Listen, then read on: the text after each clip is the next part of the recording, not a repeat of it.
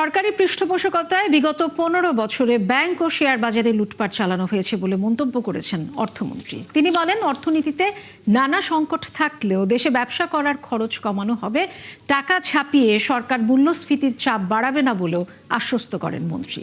এদিকে পাচার হওয়া অর্থ দেশে ফেরাতে উদ্যোগ নেওয়ার কথা জানিয়েছেন বাংলাদেশ ব্যাংক গভর্নর। বিকেলে সচিবালয়ে অর্থনৈতিক রিপোর্টার্স ফোরাম ERF এর সঙ্গে প্রাক বাজেট আলোচনায় এসব কথা বলেন তারা। বিস্তারিত সুশান্ত সিনহার প্রতিবেদনে।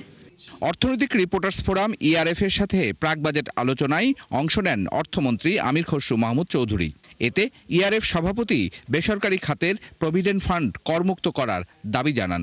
গত কয়েক বছর ধরে উন্নয়ন ব্যয় বাড়ছে না, তাই অভ্যন্তরীণ উৎস থেকে ঋণ করে পরিচালন খাতে ব্যয় করা বন্ধ করতে হবে।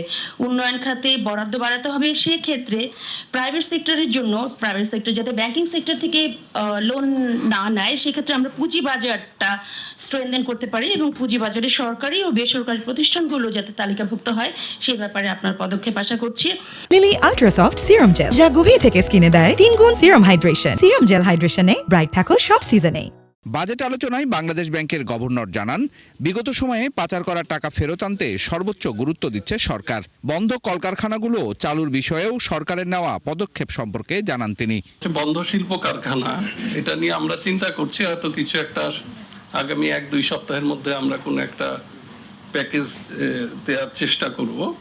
পাচারকৃত অর্থ যেটা, এটা নিয়ে আপনারা জানেন, এটা আমি কাজ শুরু করার পর থেকে এটা নিয়ে খুব জোর দিয়ে আমরা কাজ করছি। ফাস্ট ট্র্যাকে আমরা গত বৃহস্পতিবারও এই বিষয়ে একটা মিটিং করেছি। প্রাক বাজেটে প্রধান অতিথির বক্তব্যে অর্থমন্ত্রী বলেন, গেল 15 বছরে সরকারি পৃষ্ঠপোষকতায় ব্যাংক খাত খালি করা হয়েছে, লুটপাট করা হয়েছে শেয়ার বাজারে। বর্তমান সরকার দেশে ব্যবসা পরিচালনার খরচ কমানো সহ আর্থিক খাতের সব জটিলতা দূর করতে কাজ করছে।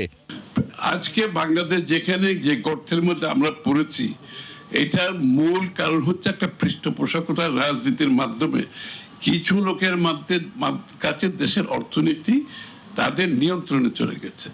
এখন দেশের অর্থনীতি যখন কিছু লোকের হাতে নিয়ন্ত্রিত হয়, এটা অর্থনীতির মধ্যে থাকে না, এটা তখন রাজনৈতিক প্রভাবের মধ্যে যায়।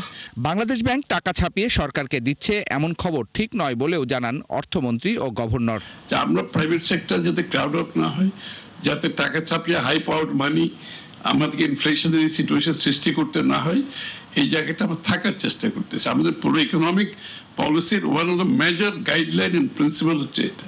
তো সুতরাং এখানে এই ধরনের একটা রং ইনফরমেশন আসলে যে হয়, তাহলে এটা আমাদের একটা নির্বাচিত সরকারের প্রতিশ্রুতির সাথে এটা সাংঘর্ষিক হয়ে যায়। এই জন্য কথাটা ক্লারিফাই করছেন। পরে বিভিন্ন সংবাদ মাধ্যমের সম্পাদক ও বার্তা প্রধানদের সাথে প্রাক বাজেট আলোচনায় অংশ নেন অর্থমন্ত্রী আমির খসরু মাহমুদ চৌধুরী। সুশান্ত সিনহা, 71, ঢাকা।